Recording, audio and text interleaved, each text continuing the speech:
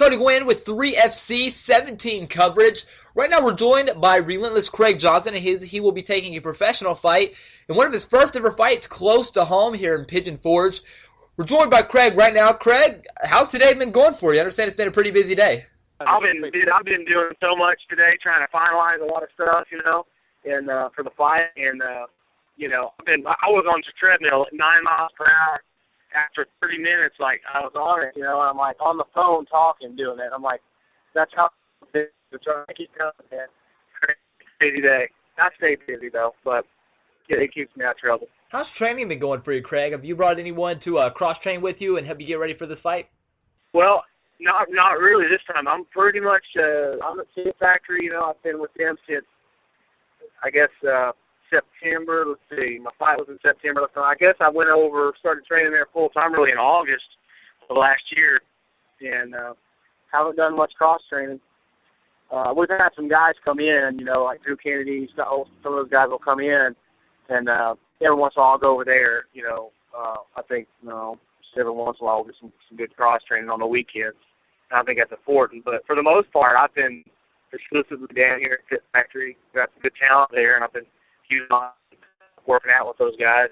I work a lot with Isaac Fine, and really for this one, Josh Carter, I've been working with him quite a bit. He's got a wrestler that he's fighting, so I've been working with him to really Tough opponent, as you'll be facing Mario Scott. A lot of people around here not too familiar with him. What about you? What do you know about him? Yeah, I don't really know a whole lot about him. I know he hasn't lost that I know of, but I don't know what the quality of his opponents were or anything like that.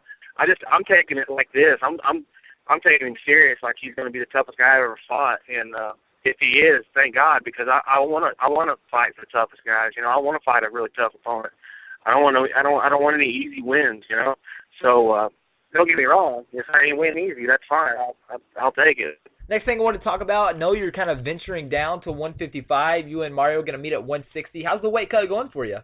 I get to weigh in Friday evening and don't have to compete until late Saturday evening. So I'll have 24, 27 hours, probably 28 maybe, hours to rehydrate and refuel. So I think it's actually a pretty good advantage for me to have is, I was always a strong 70-pounder.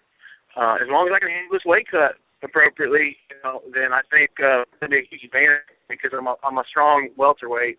And I think my strength will be an even bigger advantage at 60, and then, of course, eventually 155. Now I'm a lot quicker. My speed's come up quite a bit. I've noticed just a little bit.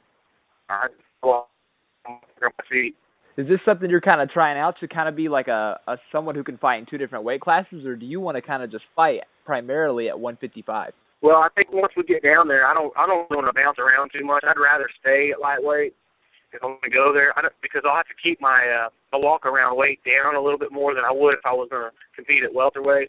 But if a huge opportunity came at welterweight, to take a fight that we really feel like we need, then we're not going to turn it down. So, like I said, I want to kind of try to maintain that, weight class once I get it down there. But, because I want to be really dialed in with my weight, and I don't want working a full-time job, having a family, being 33 years old, it's a little bit harder to cut the weight, and it takes a little more of a toll now, with my age, and just I don't want to be overstressed and just overworked, just getting the weight down.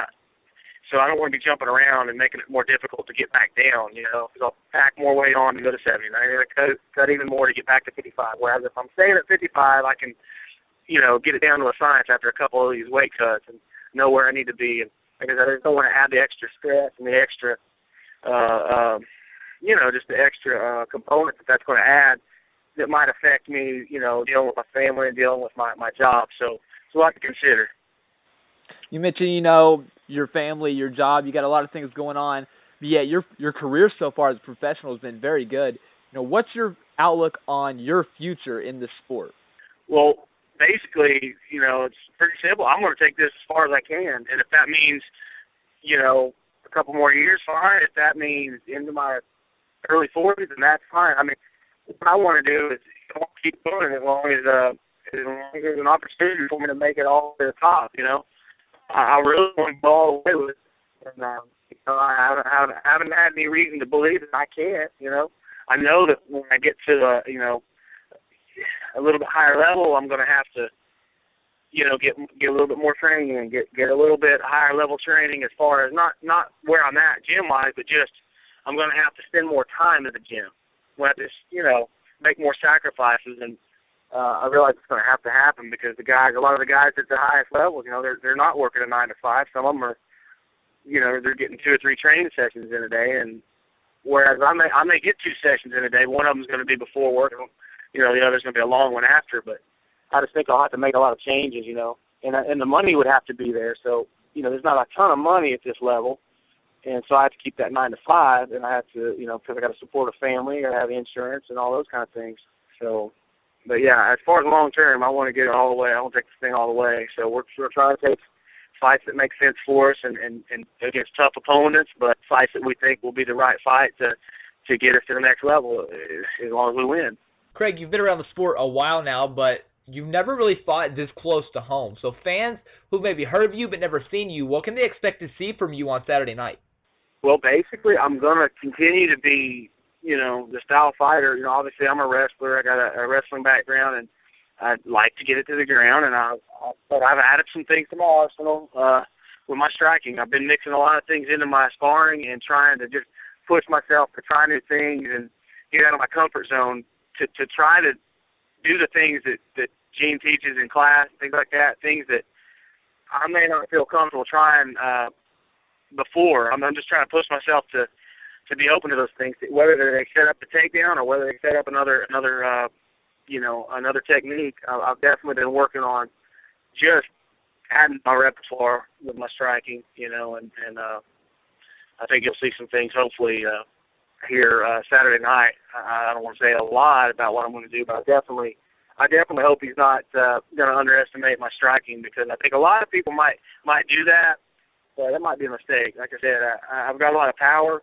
I've got that overhand right, which obviously I broke my hand in my last fight with it, first punch I threw. So had the surgery, it's healed, and something I'll still throw it if it's there, if I see an opportunity. But I'm not going to be as one-dimensional and just looking for that.